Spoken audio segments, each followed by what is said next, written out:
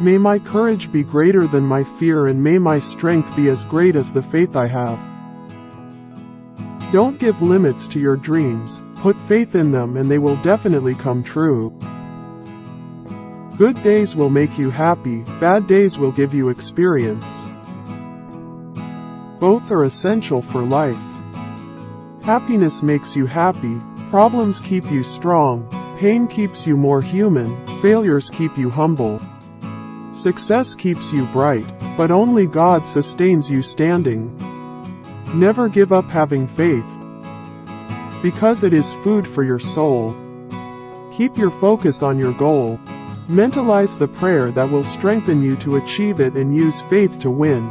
Doing so you will win. Just walk firmly in the direction of your goals. Because thought creates, desire attracts, and faith fulfills. I don't know what awaits me tomorrow, but I'm at peace because I know that God has the best for me. In this school called Earth, there are students in different degrees, some more advanced, others more backward. The most important thing is that everyone is learning in one way or another. We must understand our limitations and those of others, without losing our faith and hope.